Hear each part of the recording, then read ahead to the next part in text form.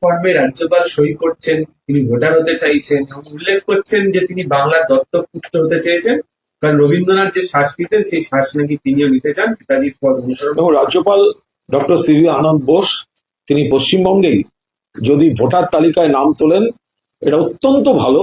তৃণমূলের একটি ভোট বাড়বে, কারণ তিনি নিশ্চিতভাবে বাংলার উন্নয়ন এবং মমতা বন্দ্যোপাধ্যায়ের নেতৃত্বে যে সরকার এখানে মানুষের পাশে রয়েছে তিনি মন থেকে সমর্থন করেন। আমি ওনার মন বুঝি। দিল্লির চাপে, ওনার নিয়োগকর্তা তো দিল্লির চাপে ওনাকে কিছু বলতে হয়, কিছু করতে হয়, কিন্তু উনি ভোট দিতে গেলে ভোটটা তৃণমূল প্রার্থীর পক্ষেই পড়বে।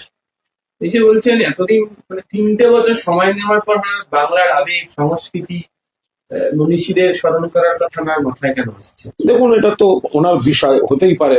যত সময় গেছে তত ওনার মনে হয়েছে পার্থক্যটা উনি বুঝতে পারছেন যে বাংলা যে একটা একটা ডিফারেন্ট ব্যাপার। এখানে ঐতিহ্য, শিল্প, সাহিত্য, সংস্কৃতি, ইতিহাস এবং এখনকার উন্নয়ন, এটা যে অন্য রাজ্যগুলোর থেকে অনেক আলাদা, সেটা হয়তো মাননীয় রাজ্যপাল তিনি অনুধাবন করছেন। ফলে তার মনে হয়েছে যে 3টে বছর হলো, এবার আমি বাংলার এই উন্নয়নেই অংশগ্রহণ করি। ফলে তিনি ভোটার হলে একটি ভোট তৃণমূলের বাড়তে চলেছে, এ ব্যাপারে আমি একদম নিশ্চিত। ন্যাজাটের ঘটনায় পুলিশের কাছে লিখিত অভিযোগ করেছেন ভোলা ঘোষ এবং অভিযোগপত্রে ষড়যন্ত্রকারী হিসাবে শেখ শাহজাহানের নাম রয়েছে। দেখুন, তালিকায় 8 জন অভিযুক্ত। দেখুন, একটা ভয়ঙ্কর দুর্ঘটনা ঘটেছে। তো যে দুর্ঘটনা ঘটেছে সেখানে যদি কেউ অভিযোগ করেন, তার অধিকার রয়েছে অভিযোগ করার। এবার বাকিটা পুলিশ তদন্ত করবে। আমরা তো পুলিশের উপর পূর্ণ আস্থা রাখছি। আমরা আরজি করের ক্ষেত্রেও দেখেছি, বহু ক্ষেত্রে দেখেছি। আমি আরজি কর একটা মানে উদাহরণ বললাম, 24 ঘন্টার মধ্যে দোষীকে ধরেছে। তো এখানে যদি কোথাও কোনো ফাউল প্লে থাকার কোনো সম্ভাবনা থাকে, কোনো আশঙ্কা থাকে, তো তাহলে সেটা পুলিশ তদন্ত করবে। যিনি অভিযোগ করেছেন তিনি তার কথা বলেছেন, একটা এত বড় ঘটনার মুখে পড়েছেন, তার মধ্যে নানা সন্দেহ, নানা বিশ্বাস অবিশ্বাস কাজ করতে পারে, অথবা অন্য কোনো সাইকোলজিও কাজ করতে পারে। তো পুলিশ সেটা খতিয়ে দেখবে। আজকে বিরোধী দলনেতা এই প্রসঙ্গতেই বলছেন যে শাহজাহান জেলের মধ্যে বসে গ্রে কালারের মোবাইল ব্যবহার করছে, 2টো মোবাইল ব্যবহার করছে, এবং কারারক্ষীদের কাছ থেকে তিনি জানতে পেরেছেন সাক্ষীদের নিরাপত্তা তো দেওয়াই উচিত এবং এই মামলা ভুন্ডার চেয়ে নিয়ে যাওয়া উচিত। একটু অ্যাড করে দিয়ে বলছি যে প্রেসিডেন্সি জেলের 42 নম্বর সেলে বসে শাহজাহান গোটাটা অপারেট করছেন। ওর কাছে গ্রে কালারের একটা মোবাইল আছে, যেটা অ্যান্ড্রয়েড মোবাইল। আমাকে কারারক্ষীরা সব খবর দিচ্ছে। ভোলা বাবুকে বলবো, উনি যদি বলেন আইনি সহায়তা দেব এই মামলা বাইরের রাজ্যে পাঠানোর জন্য। দেখুন, এটা তো সম্পূর্ণ যদি কেউ এই ধরনের কোনো কথা বলে থাকেন, এখন যে বিষয়ে প্রমাণ করার দায় নেই এবং প্রমাণ করা সম্ভব নয়, তো সেই ধরনের কথা বলে সস্তা প্রচার পাওয়া এটা সকলের পক্ষেই সম্ভব। তো এটা বিরোধী দলনেতা রাজনীতি করতে গিয়ে এই ধরনের কথা বলছেন। আমি শুধু বিরোধী দলনেতাকে মনে করিয়ে দেব, উত্তরপ্রদেশ যোগীরাজ্য, উন্নাও হাথরাস, ভিকটিম মেয়েটির বাড়ির লোক ন্যায় বিচার চেয়েছিল বলে এই পথ দুর্ঘটনায় একের পর এক হত্যা এবং হত্যার চেষ্টা হয়েছে, দফায় দফায় হয়েছে। তখন এই বিজেপি নেতারা কোথায় ছিলেন? আপত্তি, প্রতিবাদ, নিন্দা তখন তো তৃণমূল এবং অন্য বিজেপি বিরোধী দলগুলি করছিল। একটা ভয়ঙ্কর দুর্ঘটনা এখানে ঘটেছে, লরি এবং গাড়ি। এবার যেহেতু এই গোটা ঘটনায় একটা বিপরীত ধর্মী অবস্থানের, একই কেসের বিপরীত ধর্মী অবস্থানের দুপক্ষ বন্ধনীযুক্ত, তাই একটা অভিযোগ, অর্থাৎ অমুক করিয়েছে তমুক, এইটা করানোটার এটাও একটা পথ খোলা থাকে। তার কারণ একই মামলার বিপরীত ধর্মী অবস্থানে যারা রয়েছেন তারা এই ঘটনাটার মধ্যে বন্ধনীযুক্ত। কিন্তু তার মানে জেলের কোথায় কে কোন রঙের মোবাইল বার করছে, তো এগুলো একেবারে হাস্যকর। এই ধরনের অবাস্তব কাল্পনিক কথাবার্তা বলার কোনো অর্থ হয় না। পুলিশ তদন্ত করছে। যে অভিযোগ এসেছে যে এই দুর্ঘটনা নাকি দুর্ঘটনার পেছনে কিছু আছে, তো অভিযোগ জমা পড়েছে, বয়ান নেওয়া হচ্ছে, পুলিশ পুলিশের কাজ করছে। গীতা পাটের ব্রিগেডে প্যাটিস বিক্রেতার পাশে বিরোধী দলনেতা শুভেন্দু অধিকারী বলেছেন, হিন্দু হিসেবে হিন্দু ভাইয়ের পায়ে গ্রেপ্তার দাঁড়াবে। এটা কোনো কাজের কথা না। হিন্দু হয়ে হিন্দু, এটা এর কথাটা কি? ব্রিগেডে যে প্যাটিস বিক্রেতা, ব্রিগেডটা কিন্তু বা ময়দান চত্বরটা ওটা কোনো ব্যক্তির বা কোনো দলের নয়। ওই জায়গাটায় বহু মানুষ তাদের রোজগার, আয়ের জায়গা, কর্মসংস্থানের জায়গা। কেউ ঘোড়ার গাড়ি চালান, কেউ ঘোড়ার পিঠে ওঠান, কেউ লজেন্স বিক্রি করেন, কেউ ভেলপুরি বিক্রি করেন, কেউ ঝালমুড়ি বিক্রি করেন, কেউ প্যাটিস বিক্রি করেন। সে প্যাটিস ভেজিটেবল প্যাটিস হতে পারে, সেই প্যাটিস চিকেন প্যাটিস হতে পারে। তারা তো জমায়েত দেখে দেখে এইভাবে বিক্রি করেন না, তারা তো রোজই সেখানে বিক্রি করেন। এবং যে ভিডিওটা দেখা যাচ্ছে যেখানে ছেলেটিকে মারধর করা হচ্ছে, সেটা কিন্তু সমাবেশের ভেতরে কোথাও নয়, সেটা সমাবেশের পরের খোলা মাঠটার জায়গাটা। তো যদি কারোর মনে হয় যে আজকে আমি কোনো ধর্মীয় সমাবেশে এসেছি, আমি খাবো না, তো খাবে না। কেউ তো বলেনি যে খেতেই হবে। তা বলে যে গরিব লোকটি, তিনি কিছু প্যাটিস রোজই বিক্রি করেন, এটা তার পেশা, তো তিনি ওই জটলাটা না হোক আর একটা জটলা, তার থেকে দূরে আর একটা জটলা মানুষ কেনেন, তো তাকে মারধর করেছে। এই মারধরটা এটা নীতিগতভাবে একেবারে ঠিক নয়। এবং বিজেপির এই যে কে কি খাবে, কে কি পরবে, অথচ ওই সমাবেশ থেকে দেখা যাচ্ছে গীতা ধরে দু একজন সেলফি দিচ্ছেন, তারা কিন্তু চামড়া জুতো পরে আছেন বা জুতো পরে দাঁড়িয়ে আছেন। তো তার বেলাতে বিরোধী দলনেতার কোনো বক্তব্য থাকছে না। তো সুতরাং এই কথাগুলো, যারা এই যে পুলিশ ধরেছে ঠিক কাজ করেছে, পুলিশ ধরেছে ঠিক কাজ করেছে, তো দুদিন বাদে জামিন হবে, এমনি হবে। সেদিন দয়া করে সত্যের জয় হলো জামিন এসব বলে নাচতে যাবেন না। কারণ এই মারের আঘাত খুব গুরুতর নয়, কিন্তু এটা সংস্কৃতি, ঐতিহ্য, নীতিগতভাবে মারাত্মক। কাউকে একটা ধাক্কা বা একটা অমুক বা একটা পিঠে কিল, তার জন্য তো দীর্ঘদিন জেলে থাকবে না। আজ না হলে কাল তাদের এমনি বেল হবে, তখন আবার জয় শ্রীরাম, সত্যের জয় হলে এসব বলতে যাবেন না। তার কারণ যে ঘটনাটা ঘটেছে তাতে মার খুব একটা ভয়ঙ্কর আহত হওয়ার মতো নয়, কিন্তু এই অপসংস্কৃতিটা, এই মারের অপসংস্কৃতি, তুমি কি বিক্রি করছো, তুমি কি খাবে, তুমি এখানে বিক্রি করবে না, এইটার প্রতিবাদ হওয়া প্রয়োজন। সেই মতোই পুলিশ আইন মতো ব্যবস্থা নিয়েছে। কোনালদা, আজকে সুব্রত গুপ্ত সহকারী হিসাবে মুরুগান ফলতায় গেছিলেন দক্ষিণ 24 পরগনায়। সেখানে ব্যাপক অ্যাজিটেশন হয়। এসআইআর এর কাজ দেখতে গিয়ে মহিলাদের বিক্ষোভের মুখে তিনি পড়েছেন। আজই নির্বাচন কমিশনকে রিপোর্ট দেবেন এবং এখানে তৃণমূলের আয়োজনেই বিক্ষোভ হয়েছে বলে অভিযোগ। এটা অ্যাড করছি, যারা মহিলারা বিক্ষোভ দেখাচ্ছিলেন তাদের স্লোগান ছিল যে কেন্দ্রীয় সরকার 100 দিনের কাজের টাকা এখনো দিচ্ছে না। যেমন এটা তো গ্রামের মানুষ বা বিভিন্ন জেলার মানুষ, শহরের মানুষ, যারা 100 দিনের কাজ করেছেন, কেন্দ্রীয় সরকার টাকা দেয়নি। গরিব মানুষ কাজ করেছেন, বকেয়া, অধিকার, টাকা দেয়নি। আবাসের টাকা দেয়নি, কে দিয়েছেন? মমতা ব্যানার্জি। দীর্ঘ আন্দোলন করার পরও কেন্দ্র টাকা দেয়নি, কোর্ট বলার পর টাকা দেয়নি। তো সেই জায়গায় বিজেপি বা কেন্দ্রের যারা এইসব করতে যাচ্ছেন, তো সাধারণ মানুষ এত তফাৎ কি বুঝবেন? তারা ভাবছেন এই তো দিল্লির লোকেরা এসছে, টাকা দেওয়ার বেলায় নেই, আমার প্রাপ্য দিচ্ছে না, আমার পরিশ্রমের টাকা দিচ্ছে না, এখন এসছে আমাদের শিকড় নিয়ে টান দিতে। তো তারা তো কেন্দ্রের কেউ এলেই সেই টাকাটা চাইবেন, এর মধ্যে নীতিগত কোনো আপত্তির জায়গা নেই। এখন তারা কিভাবে, তাই ওনারা বুঝিয়ে বলতে পারতেন সেই মহিলাদের যে এটা আমরা নই, আমরাও দিল্লিতে গিয়ে বলবো টাকা দিয়ে দিতে, আমরা অন্য কাজে এসছি। কিন্তু গ্রামের মানুষ যদি দিল্লি থেকে কেউ এসছে শুনে টাকা চায়, তার মধ্যে কোনো অপরাধ নেই। অন্যদিকে আজকে অশোকনগরের কল্যাণগড় পৌরসভা এলাকায় সেখানে দেখা যায় হিয়ারিং হবে, তার এই সংক্রান্ত হিয়ারিং হবে, সেইটা দেখতে কমিশনের দুজন আধিকারিক গেছিলেন, তাদেরকে একইভাবে আটকে রাখেন। এবং এখানে যে এজিটেশনটা হয়েছে তার লিডারশিপে ছিলেন তৃণমূলের ওখানকার কাউন্সিলর।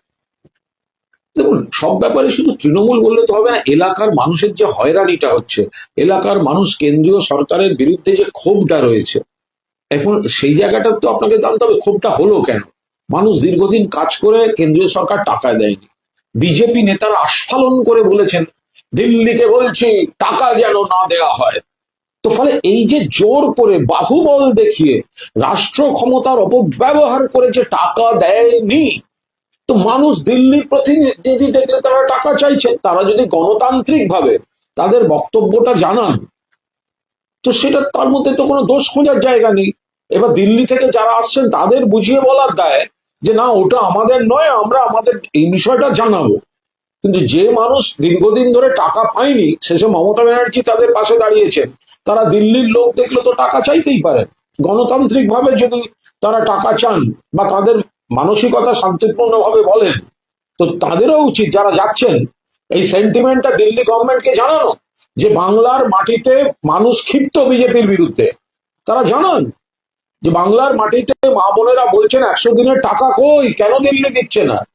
তো এখন এখানে যারা যাচ্ছেন অফিসার হয়ে তারা এগুলো লিখিতভাবে জানান দিল্লিকে। প্রশ্নে আসছি, সেটা হচ্ছে যে আজকে পার্লামেন্টের একটা কোয়েশ্চেন আনসার একটা ইস্যু এসছে যেটা বিজেপি হাতিয়ার করছে, যে রাজ্যের 22টা জেলাতে গত 5 বছরে পঞ্চায়েতে বরাদ্দ হিসাবে প্রায় 30,545 কোটি টাকা দেওয়া হয়েছে, যদিও রাজ্য সেখানে খরচ করেছে 8,956 কোটি টাকা, যা মাত্র 30% কাছাকাছি।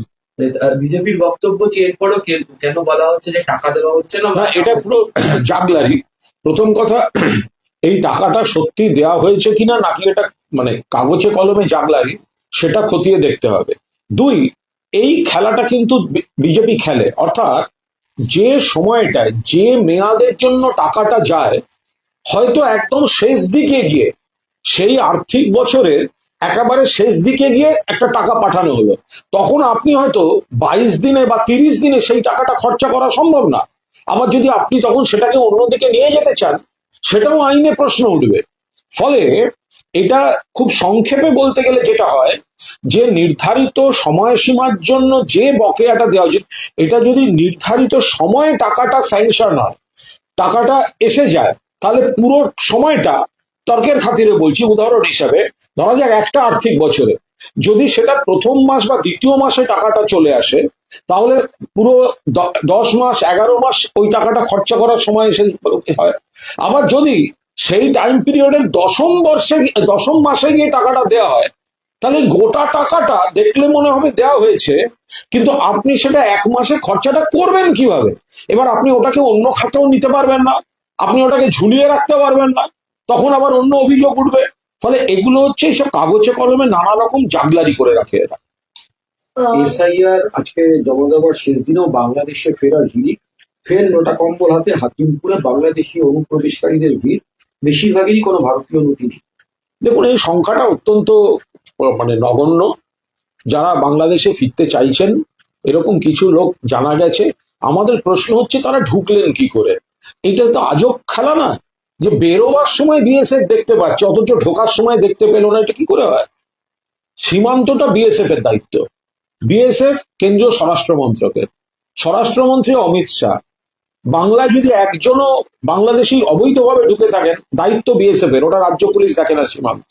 ত্রিপুরাতেও ঢুকছে, রোহিঙ্গা ধরা পড়েছে, বাংলাদেশি ধরা পড়েছে, দায়িত্ব কারা? ওখানে তো ডবল ইঞ্জিন সরকার। তো এখানে এই যে আপনারা বলছেন যে বেরিয়ে যাচ্ছে, দেখা যাচ্ছে বিএসএফ এর ওখানে রয়েছে, ঢোকার সময় দেখা গেল না। আজব কথা, কি ভূত হয়ে ঢুকেছিল মানুষ হয়ে বেরোচ্ছে? তো বিএসএফ কি করছিল ঢোকার সময়? নাকি ওখানে বিনিময় মূল্য ছিল? কি করে ঢুকেছে সেটাই তো তদন্ত হওয়া উচিত বিএসএফ এর বিরুদ্ধে। যদি একজনও ঢুকে থাকে, ঢুকলো কি করে? তো ঢোকার সময় বিএসএফ দেখতে পায় না, আর বেরোবার সময় দেখতে পায়, বসিয়ে রেখে ছবি তুলে প্রচার করে, আর তৃণমূলকে কৈফিয়ত দিতে হবে। গীতা পাঠের পাল্টা সংবিধান রক্ষার শপথ নিয়ে কংগ্রেসের তরফ থেকে সংবিধান পাঠ দিবস পালন করা হচ্ছে, মানে করা হবে এরকম দিবস। তো আমরা তো সবসময় সংবিধান, আমাদের নেত্রী মমতা বন্দ্যোপাধ্যায় সর্বত্র তিনি সংবিধানকে গুরুত্ব দেন। সর্বভারতীয় তৃণমূল কংগ্রেস সংবিধানকে গুরুত্ব দেয়, আর বিজেপি সংবিধানের স্পিরিট, সংবিধানের আত্মাকে আহত করে চলেছে ধারাবাহিকভাবে। ফলে আমরা সংবিধানপন্থী, তৃণমূল কংগ্রেস সংবিধানপন্থী, আর ভারতীয় জনতা পার্টি তারা সংবিধানের পরিপন্থী কাজ করে। এবং এই রাজ্যে সিপিএম এবং খানিকটা কংগ্রেস, একটা অংশের কংগ্রেস, তারা BJP B team C team হিসেবে কাজ করেন। মুখ্যমন্ত্রী পথশ্রী প্রকল্পকে কটাক্ষ করেছেন বিরোধী দলনেতা শুভেন্দু অধিকারী, বলেছেন এটা মিথ্যাশ্রী প্রকল্প। উনি ওরকম রোজ যা যা বলেন ওগুলো উনি একটা যেগুলো শুভেন্দুবাবু এখানে নিন্দা করেন, পরে দেখা যায় কেন্দ্রীয় সরকার লিস্ট করে দিচ্ছে যে এই উন্নয়নটা সারা ভারতবর্ষের মধ্যে 1 নম্বরে। তারপরে আবার দেখা যায় অন্য রাজ্যে বিজেপি সেগুলো আবার নকল করছে। তাহলে এই বিরোধিতার মানে কি? আর এই বিরোধিতা নিয়ে আপনারাই বা মাথা ঘামান কেন? আজকে শুভেন্দুবাবু বলছেন, কালকে বিজেপির কোন নেতা লক্ষ্মীর ভান্ডার নেবেন না, ভিক্ষা নাকি, অন্য রাজ্যে গিয়ে সেই লক্ষ্মীর ভান্ডারই চালু হচ্ছে। আবার এখানে বলছেন আমরা দরকার হলে বেশি দেবো। আরে ভাই, তো মমতা বন্দ্যোপাধ্যায় মা বোনেদের কথা ভেবেছেন। ফলে আজ মমতা বন্দ্যোপাধ্যায় মানুষের জন্য যেটা ভাবেন, এ রাজ্যে বিজেপি আপত্তি করে, আর অন্য রাজ্যে গোটা ভারতবর্ষ সেটাই ভাবে আর কপি করে। একটু আগে শুভেন্দু অধিকারী বলছেন বদলও হবে বদলাও হবে। দেখুন, মানে বদলও হবে না, বদলাও হবে না।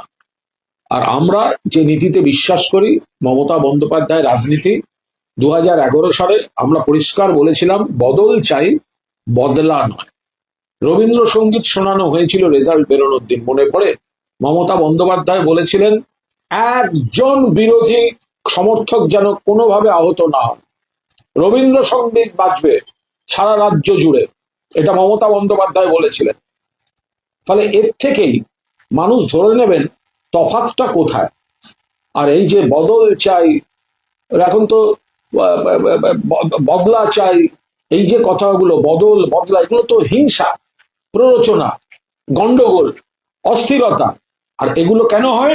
এগুলো হয় ফ্রাস্ট্রেশনের লক্ষণ।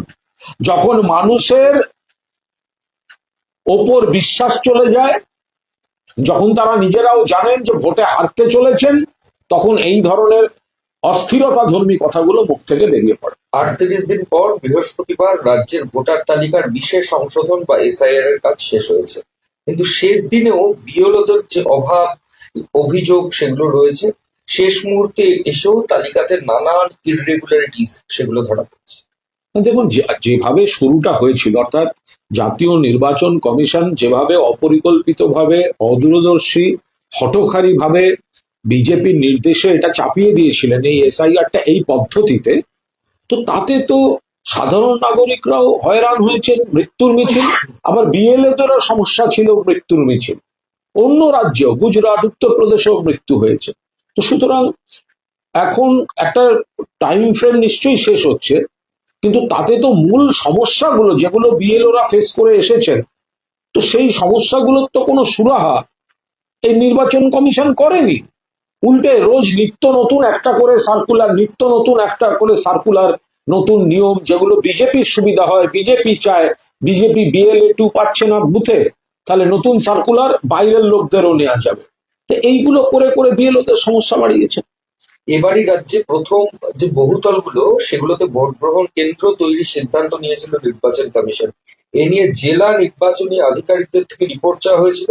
আবাসনগুলোকে পৃথক ভোট কেন্দ্র তৈরি করা যায় কিনা সেটা নিয়ে অসন্তুষ্ট নির্বাচন কমিশন। এই যে রিপোর্ট দেখা যাচ্ছে শুধুমাত্র দক্ষিণ 24 পরগনা এবং কলকাতার 2টো বহুতল ছাড়া রাজ্যের কোনো জায়গাতেই বহুতলের নাম রিপোর্টে দেওয়া হয়। দেখুন, এখানে বহু সমস্যা আছে। আপনারা যারা বহুতলে থাকেন, মানে আবাসনে, তো আপনারা সেটা বুঝতে পারবেন। কিছু ক্ষেত্রে একটা বক্তব্য উঠেছিল যে আবাসন যেখানে বিপুল সংখ্যক মানুষ থাকেন বা অনেকটা এত সংখ্যার বেশি মানুষ থাকেন, সেটা আলাদা বুথ করা যায় কিনা। এবার বুথ করার ক্ষেত্রে সেখানে বিষয় রয়েছে, অনেকগুলি ফ্যাক্টর আছে, তার মধ্যে একটা জরুরি ফ্যাক্টর রয়েছে। তো সেখানে তার আগে থেকে কেন্দ্রীয় বাহিনীকে গিয়ে থাকার জায়গা দিতে হবে, সেখানে ভোট কর্মীদের থাকার জায়গা দিতে হবে, ইত্যাদি ইত্যাদি। ফলে বহু এই আবাসন তারা বিষয়টা খতিয়ে দেখে বলেছেন যে হ্যাঁ, আমরা হয়তো চাই একটা বুথ হোক, কিন্তু আমরা আমাদের এখানে ওই আলাদা ফ্ল্যাটে আমরা কোথার থেকে দেবো? কেন্দ্রীয় বাহিনী আমরা আগের থেকে, ভোটের আগের থেকে ভোট তারপরের দিন আমরা কিভাবে জায়গা দেবো? আমরা কিভাবে আলাদা লোককে থাকার জায়গা দেবো? ফলে এই ধরনের আনুষঙ্গিক অনেকগুলি সমস্যা বেরিয়েছে। তার থেকেই বিষয়টা আবার সরে গিয়েছে। এনুমারেশন ফর্ম পূরণের শেষ দিনে 6টি রাজ্যের সময়সীমা বৃদ্ধি কমিশনের পশ্চিমবঙ্গ বাদে 6টি রাজ্য ও কেন্দ্রশাসিত অঞ্চলে সময়সীমা বৃদ্ধি হয়েছে, তামিলনাড়ু, গুজরাট, মধ্যপ্রদেশ। যেমন পশ্চিমবঙ্গের ক্ষেত্রে পুরোটাই নির্বাচন কমিশন বিজেপির নির্দেশে চলছে। তার কারণ এত তাড়াহুড়ো কেন? 2001 সালে বিধানসভা নির্বাচনের পর 2 বছর 2.5 বছর ধরে এসআইআর হয়েছিল। এবার বিধানসভা নির্বাচনের আগে যে কাজ আগে 2 বছর লেগেছে সেটা কি 2 মাসে সম্ভব? ওই তাড়াহুড়ো করতে গিয়েই তো মানুষকে বিপদে ফেলা হয়েছে, নাগরিকদেরও বিএলওদের। ফলে অন্য রাজ্যের জন্য যা যা ছাড় আছে, আমাদের এখানে অনেক বেশি সময় দরকার ছিল। এত বড় রাজ্য, বেশ কিছু এলাকা ঘনবসতি এলাকা, কিছু এলাকা গ্রামাঞ্চল, এক একটা গ্রামের মধ্যে দূরত্ব আছে, কিন্তু তা সত্ত্বেও জোর করে চাপ দিয়ে বাড়তি সময় না দিয়ে এখানে এসআইআর করানো হচ্ছে। ওরা ভেবেছিল চক্রান্ত, তো মুখ্যমন্ত্রী ফাঁস করে দিয়েছেন যে এখানে আমরা তৃণমূল কংগ্রেস আপত্তি করবে, তাই নিয়ে ওরা জটিলতা তৈরি করে রাষ্ট্রপতি শাসন জারি করার চেষ্টা করবে। তৃণমূল কংগ্রেস সেই ফাঁদে পা দেয়নি। চাপদানিতে বিএলও কে চড় মারার অভিযোগ, এসডি অফিসের মধ্যেই এআরও অভিজিৎ দাসের বিরুদ্ধে বলতে পারবো না, একদম ব্যক্তিগত বিচ্ছিন্ন কোনো ঘটনাস্থলে যারা ছিলেন তারা বলতে পারবে। হুমায়ুনের মসজিদের ভিত্তিপ্রস্তর স্থাপন হয়ে গেছে। মুর্শিদাবাদে বিজেপির জেলা সভাপতি রাম মন্দিরের শিলান্যাস করেছেন ওই দিনই। এবার সল্ট লেকে রাম মন্দির তৈরি হবে বলে বিভিন্ন জায়গায় পোস্টার পড়লো। আগামী মার্চে নির্মাণ শুরু হবে। সঞ্জয় বলে ওখানকার একটা উদ্যোক্তা, আমরা খুব পরিষ্কার বলছি, এই নিয়ে আমরা খুব একটা সময় নষ্ট করতে চাই না। ধর্ম প্রত্যেকের আছে, ধর্ম যার যার সমাজ এবং উৎসব সবার। কেউ হিন্দু, কেউ মুসলমান, কেউ খ্রিস্টান, কেউ বৌদ্ধ, মানে সমস্ত ধর্ম এখানে আছে। পশ্চিমবঙ্গ একটা মিনি ভারতবর্ষ। এখন এই যে লড়াইটা একাংশের করা হচ্ছে, দুটি ধর্মকে টক্কর দেয়ানো, এটা সুতোর টানটা কিন্তু দিল্লি থেকে আসছে। কিছু মুখোশ সামনে দাঁড়িয়ে আছে। তার কারণ হচ্ছে বাংলার যে উন্নয়নের উপর দাঁড়িয়ে রাজনীতি হলেই মমতা বন্দ্যোপাধ্যায় বিপুলভাবে জিতবেন। দুটো কারণে, একটা হচ্ছে মমতা বন্দ্যোপাধ্যায় উন্নয়ন করেছেন, আর 2 মানুষ জানে বিজেপি সেই উন্নয়নে টাকা দেয়নি, বাধা দিয়েছে, বাংলাকে বাঙালিকে অপমান করেছে। ফলে এর থেকে নজর ঘোরাতে, অন্ন, বস্ত্র, বাসস্থান, শিক্ষা, স্বাস্থ্য থেকে নজর ঘোরাতে এই ধর্মের ব্যাপারটা পুতুল নাচের মতো সুতো দিয়ে দিল্লি থেকে এটা একটা চক্রান্তের অঙ্গ। কেউ মন্দির করতে পারেন, কেউ মসজিদ করতে পারেন, কেউ গির্জা করতে পারেন, কেউ গুরুদ্বারা করতে পারেন, যার যা উপাসনা করতে পারেন, কিন্তু সেটাকে পলিটিক্যাল মার্কেটিং এ ভোটের আগে ব্যবহার করা মানুষ ধরে ফেলছে যে উন্নয়ন থেকে নজর ঘোরাতে। আর বিজেপির এই দিল্লিতে দেখেছেন একের পর এক, এর মানে কি? নরেন্দ্র মোদী বলছেন বঙ্কিম দা, নরেন্দ্র মোদী বলছেন মাস্টারদার দা বাদ দিয়ে মাস্টার। স্বরাষ্ট্রমন্ত্রী বক্তৃতা চলাকালীন কুশব্দ বের করে ফেলছেন। অভিজিৎ গঙ্গোপাধ্যায় বলে বসলেন নরেন্দ্র বাজপেয়ী। বিপ্লবীদের নাম ভুল বলে নিজের দলের প্রধানমন্ত্রী। এই বিজেপি, এই পচা গলা বিজেপি, এদেরকে মানুষ সমর্থন করবেন। এই কারণেই একেবারে এই ধর্মের নামে একটা মেরুকরণের চেষ্টা করছে, তার সুতোটা কিন্তু দিল্লি থেকেই টানা হচ্ছে। কোরালদা, এই আরজি করার ডাক্তার ছিল অনিকেত মাহাতো, সেটাতে কোর্টের রায়, সুপ্রিম কোর্ট বলেছে কোর্ট রায় দিয়েছে। কোর্ট যা রায় দিয়েছেন তাই ওর উপর আবার রাজনৈতিক কোনো কমেন্ট হয়? আচ্ছা, বেশ, কৃষ্ণনগরের সভা থেকে মুখ্যমন্ত্রী বলেছেন টাকা নিয়ে কিছু লোককে হিন্দু মুসলিমের মধ্যে প্রভেদ করার চেষ্টা করছে বিজেপি। হুমায়ুন কবিরের অভিযোগ যে টাকা দিয়ে হিন্দু মুসলিমের বিভেদ তৈরি করবেন স্বয়ং মুখ্যমন্ত্রী। এটা হুমায়ুন পাল্টা কাউন্টার। হুমায়ুন কবির কি বললেন তার উপর দাঁড়িয়ে আমি কি মন্তব্য করব? হুমায়ুন কবির 2019 সালে বিজেপির প্রার্থী ছিলেন, যে বিজেপি অযোধ্যায় রাম মন্দির তৈরি করছিল বাবরি মসজিদ ভেঙে। সেই হুমায়ুন কবির আজকে যদি বাবরি মসজিদ নিয়ে কথা বলতে আসেন, তাহলে সাধারণ মানুষ বিচার করুন তার মধ্যে কতটা আন্তরিকতা আছে আর কতটা রাজনীতি আছে। বিপ্লবী মাতঙ্গিনী হাজরা তাকে মুসলিম একখা বিজেপি সাংসদে। আমরা তীব্র নিন্দা করছি। এটা হচ্ছে নাকি? মাতঙ্গিনী হাজরা তাকে বিজেপির এক সাংসদ পার্লামেন্টে বক্তৃতা করতে গিয়ে বলে দিল ও মুসলিম থি। প্রথম কথা, হতেই পারেন মুসলিম, যদি মুসলিম হতেই পারতেন তিনি, তার জন্য আলাদা করে বলার কি আছে? আর যদিও তিনি মুসলিম ছিলেন না। এখন মুশকিল হচ্ছে তিনি তো একজন শহীদ, ভারত মাতার একটা অন্যতম প্রতীক হচ্ছেন মাতঙ্গিনী হাজরার তিন রঙা নিয়ে এগিয়ে যেতে যেতে গুলি খাওয়ার ছবিটা হচ্ছে ভারত মাতার প্রতীক। তিনি হিন্দু না মুসলিম ওই জিজ্ঞাসে কোনজন, এটাই তো আসল প্রশ্ন। মাতঙ্গিনী হাজরার পরিচয় তিনি হিন্দু না তিনি মুসলিম না, মাতঙ্গিনী হাজরার পরিচয় তিনি স্বাধীনতা সংগ্রামী বিপ্লবী, ওই বর্ষিয়ান প্রবীণা ইংরেজের গুলি, ইংরেজ ভারত ছাড়ো নিজের শরীরে বুলেট নিয়ে মারা গেছিলেন, তাকে বিজেপি তাকে পরিচয় করাচ্ছে ও মুসলিম থি। এই বিজেপিকে হাত জোড় করে ক্ষমা চাওয়া উচিত, তাতেও ক্ষমা হয় না। এদের একটাই শাস্তি, গণতান্ত্রিক ভাবে বাংলা থেকে একেবারে বান্ডিল করে প্রত্যাখ্যান। আর একটা বিজেপি নেতাকে কেন দেখছি না এতে আপত্তি করতে? এই যে একের পর এক মনীষীকে কখনো বঙ্কিম দা সেটা জাস্টিফাই করা হচ্ছে, মাস্টার সূর্য সেন জাস্টিফাই করা হচ্ছে, মাতঙ্গিনী হাজরা তাকে হিন্দু মুসলমানে ফেলা হচ্ছে। কেন এ রাজ্যের বিজেপি নেতারা প্রকাশ্যে ক্ষমা চাইছেন না? বিজেপিটা যে সংস্কৃতির, তারা বাংলাকে ঘৃণা করে, বাংলার ইতিহাস, বাংলার ঐতিহ্য, বাংলার সংস্কৃতি তারা জানে না। মাতঙ্গিনী হাজরা একটা কাগজ দেখতে দেখতে একটা লোক বলে দিল পার্লামেন্টে ও মুসলিম থি, কেন ক্ষমা চাইবে না? প্রত্যেকটা বিজেপি নেতা দাঁড়িয়ে হাত জোড় করে ক্ষমা চাওয়া উচিত। যারা পূর্ব মেদিনীপুর নিয়ে বড় বড় কথা বলেন, যাদের ভাষণে মাতঙ্গিনী হাজরার নাম আসে, তারা এখন কেন কথা বলছেন না? বিরোধী দলনেতা কেন স্টেটমেন্ট দিচ্ছেন না? কেন নিন্দা করছেন না মাতঙ্গিনী হাজরাকে, যারা যিনি এইভাবে হিন্দু মুসলমানে ভাগ করতে গেলেন? লাস্ট একটু রিপিট করে দাও, ফলতাতে বিক্ষোভের পরে এসআরও আক্রান্ত হচ্ছে। দেখুন, কোনো বিক্ষোভী সব কারুর কোনো বক্তব্য থাকলে শান্তিপূর্ণভাবে জানানো উচিত।